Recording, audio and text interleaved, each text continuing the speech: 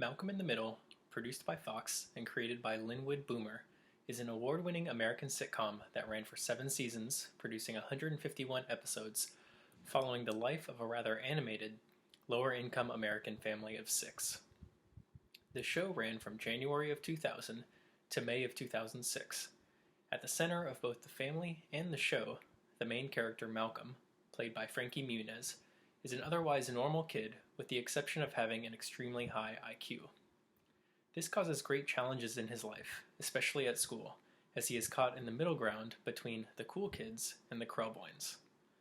This leads to constant conflicts with himself and others. As I perform a critical analysis of this show, I plan to address these 2 questions. 1. What image of yourself, your culture, or your nation might the show give to outsiders? And 2. How might it affect a child viewing? Before exploring these questions, let's take a look at the show's main characters. Malcolm, the main protagonist of the show, is portrayed as a young boy who is incredibly smart and a little egotistical. Malcolm's egotistical and antisocial personality is believed to have been inspired by the character of Holden Caulfield, protagonist of the novel The Catcher in the Rye. Though he usually brings many of his problems upon himself, he generally holds his family accountable for everything wrong in his life. He is constantly embarrassed by them and often attempts to disassociate himself from them as much as possible. His personality also causes him to occasionally put his own best interests ahead of others, despite the cost. All of these traits cause constant internal struggles for Malcolm as he tackles the trials and tribulations of adolescent life. Dewey, Malcolm's youngest brother for the majority of the season, is played by Eric Sullivan. Dewey is the eccentric, quirky, and manipulative little brother who is generally the most poorly treated of the 4 brothers and the primary victim of many of their pranks. Unlike his brothers, he displays much more common sense and is more emotionally grounded. He can trick both his brothers and his parents into doing things easily, but seems to downplay his genius in order to avoid getting forced into doing things like Malcolm is. Reese, the second oldest of the 4, is played by Justin Bayfield. Reese lives to be a terror and delinquent and is proud of it. He is the exact opposite of Malcolm and puts little to no thought into his actions prior to executing them. He's also shown to be the most despised of Lois and Hal's children. Upon the conclusion of the show, Reese is shown graduating high school and landing a job as a janitor at his former high school, a position he holds with much pride. Francis, the oldest and least viewed in the series, is played by Christopher Masterson.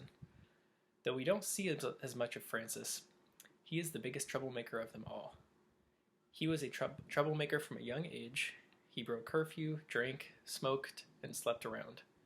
His mother exiled him to a military academy after he was caught in bed with his girlfriend, and totaled the neighbor's car, and got 4 nose rings. Despite his recklessness, Francis is sometimes seen as a more thoughtful person compared to his colleagues, and he often tries to help out his friends and brothers when they really need him. Hal, the boys' father, is played by Bryan Cranston. He is the more relaxed of the 2 parents, despite his timidness around his wife.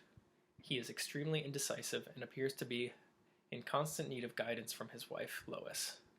He is generally portrayed as a strong backup to his wife's reign of the household.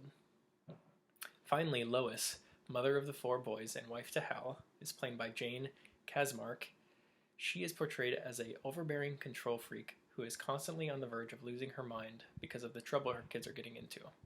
Unlike Malcolm, Lois isn't bothered by the fact that her personality and actions cause her to be shunned by her peers. She simply accepts and embraces it. Though Malcolm in the Middle has been nominated for 93 different awards and won 26 of them here in the United States, it may not serve as the best representation of American culture to outsiders. Which leads me to wonder why a show like this is so appealing to a culture that would likely not have it represent them. Perhaps Malcolm in the Middle provides its viewers such a comedic extreme of the life of a modern American family that viewers gravitate toward it. The writers just include enough normality that viewers can relate, but then they exaggerate almost every event to a comedic extreme. Bryan Cranston, who plays Malcolm's father in the show, stated in an interview that it has heart, but then it goes absolutely insane. Another aspect that is written into the show is a sense of true reality. Most family-based television shows attempt to tackle real-life problems, but they do so in a rather unrealistic manner. Typically, each episode of a show addresses a problem and then generally solves it by the end of the episode. Whereas Malcolm in the Middle takes the more realistic approach by leaving grudges open, characters mad, and problems left unsolved over the course of numerous episodes. From a parent's perspective, the show holds both a comedic value and also serves as an example of what not to do. As long as you're doing better than Hal and Lois, you're doing a good job, right? So despite the show's huge success on American television, it's the extremes, the dysfunction, and the characters that would make it a poor portrayal of American life to an outsider. Next, I want to explore the potential effects the show might have on child viewers. Throughout its 6 years on the air, the show has held a range of age ratings. In the US, different episodes can have different age ratings. In the case of Malcolm in the Middle, most episodes were TV PG, meaning that if your child is under 10, it is advised you watch with them. Or TV PG LV, which means that the show contains language and violence that may disturb children under the age of 10. Occasionally, an episode or two received the rating of TV PG DL SV, warning that it contains innuendo, language, sex scenes, and violence unsuitable for children under the ages of 10. As the show and its characters grew and matured, some of the later episodes explored more adult themes, earning them a rating of TV 14, meaning that they contained violence, language, sex, and nudity unsuitable for anyone under 14. And on a rare occasion, an episode or two received a rating of A, which means adult.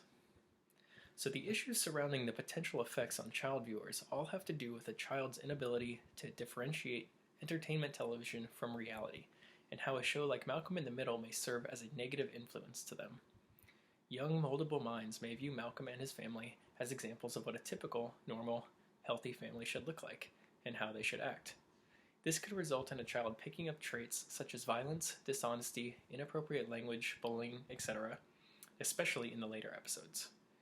It seems as if the show and the age appropriateness of its content grew with the characters. So any negative impacts the show may have had would likely be more prevalent in young viewers watching reruns as opposed to those that watched the show over the course of the time that it was made.